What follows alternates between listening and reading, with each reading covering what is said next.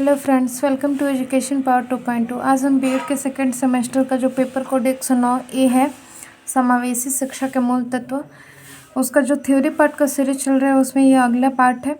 अगला टॉपिक है हम लोग का दृष्टिबाधित बालक, यानी दृष्टिबाधित बालक के बारे में हम लोग आज जानेंगे, देखेंगे किसे कहते हैं, क्या क्या होता है इसके अंदर।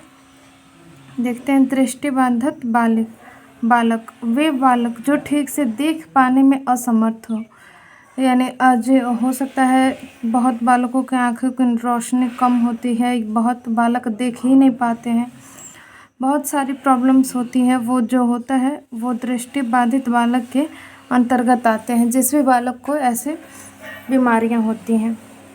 शैक्षिक दृष्टि से देख लेते हैं कि किसे कहते हैं दृष्टिबाधित बालक, जिसके परिणाम स्वरूप दृश्य सामग्री के प्रयोग से शिक्षण आंशिक रूप से भी संभव ना हो, उसे दृष्टिबाधित बालक कहते हैं। चिकित्सा की दृष्टि से देखते हैं।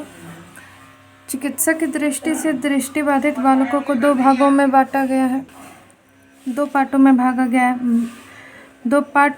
बांटा गया है। दृष्टि तीक्ष्णता तथा बी है देखने के आधार पर।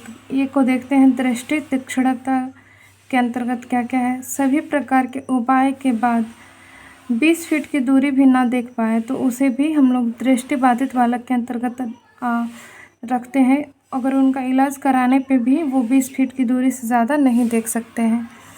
अगला है देखने के आधार पे। देखने के आधार पे देखते हैं कि देखने का क्षेत्र 200 से अधिक नहीं होता है, उसे भी दृष्टिबाधित बालक के अंतर्गत रखा जाता है। नेक्स्ट है आंशिक दृष्टिबाधित बालक किसे कहते हैं, तो आंशिक दृष्टिबाधित बालक देखते हैं बड़े अक्षरों को, मुद्रित भाषा को या उत्तम दर्पण की सहायता से शब्द पढ़ सकते हैं, उन्हें आंशिक दृष्टिबाधित बालक कहते हैं।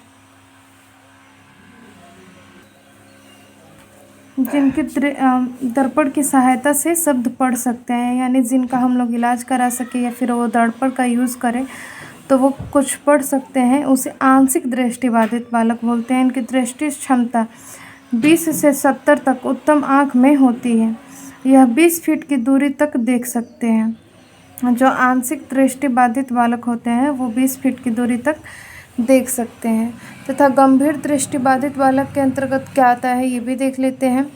यह ब्रेल लिपि के द्वारा पढ़ाया जाता है तथा इनकी दृष्टि क्षमता 2/20 होती है। यह चलने में भी छड़ी का प्रयोग करते हैं। गंभीर दृष्टिबाधित बालक यानी नाम मात्रा के बराबर उनको दिखाई पड़ता है, क्योंकि वो चलने में भी छड़ी की सहायता लेके चलते हैं। अब आगे देखते हैं कारण क्या क्या होता है दृष्टिबाधित बालक का। तो दृष्टिबाधिता का कारण वातावरण तथा वंशानुक्रम दोनों हो सकते हैं, यानी एक वंशानुक्रम भी होता है और एक वातावरण भी होता है, दोनों कारण होते हैं दृष्टिबाधिता के। अब देखते हैं मायोपिया यानी निकट दृष्टि दोष, ये भी होता है। तो निकट दृष्टि दोष हम किसे कहते हैं, जिसमें नज़दीक की वस्तुएं बालक देख पाए और दूर की ना देख पाए, उसे मायोपिया यानी निकट दृष्टि दोष कहते हैं। हाइपरिया, इसे दूर दृष्टि दोष कहते हैं। इसके अंतर्गत जो दूर दृष्टि दोष होता है उसमें दूर की वस्तुओं को हम देख सकते हैं और नज़दीक की वस्तुओं को हम नहीं देख सकते हैं, इसे ही दूर दृष्टि दोष कहा जाता है। अगला है कि क्या क्या कारण होते हैं, उनमें जन्म से पूर्व अथवा गर्भ के समय से भी हो सकता है ये प्रॉब्लम, तथा समय से पूर्व जन्म हो जाए, अगर बालक का समय न पूरा हो और समय के पहले जन्म हो जाता है तो उससे भी दृष्टिबाधित बालक होते हैं। तथा जन्म के बाद चेचक के कारण या संक्रामक बीमारी हो जाए कोई, या फिर आँख में चोट लग जाए, कोई दुर्घटना हो जाए, उसके वजह से भी उन लोगों को आँखों की रोशनी कम हो जाती है या फिर चली जाती है, तो उसे दृष्टिबाधित बालक के अंतर्गत रखा जाता है। अब उन लोगों का लक्षण देख लेते हैं क्या क्या होता है। तो व्यवहार द्वारा उनका लक्षण पहचाना जाता है व्यवहार द्वारा, उनके व्यवहार तथा शारीरिक बनावट से हम लोग पहचान कर सकते हैं। तथा लगातार कक्षा निरीक्षण के द्वारा भी, लगातार अगर उनकी निगरानी में हम लोग रहते हैं तो उससे भी हम लोग पहचान सकते हैं। तथा शारीरिक चिन्ह के द्वारा, जैसे आँख सूजा हो, या फिर पानी दे, या फिर आँख लाल हो जाए, जैसे शारीरिक चिन्ह से भी हम लोग दृष्टिबाधित बालक को पहचान सकते हैं।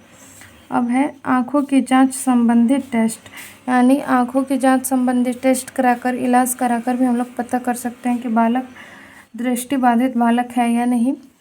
आज का टॉपिक यहीं पे ख़त्म होता है। वीडियो को पसंद आए तो चैनल को सब्सक्राइब करें, वीडियो को लाइक करें और शेयर करना ना भूलें।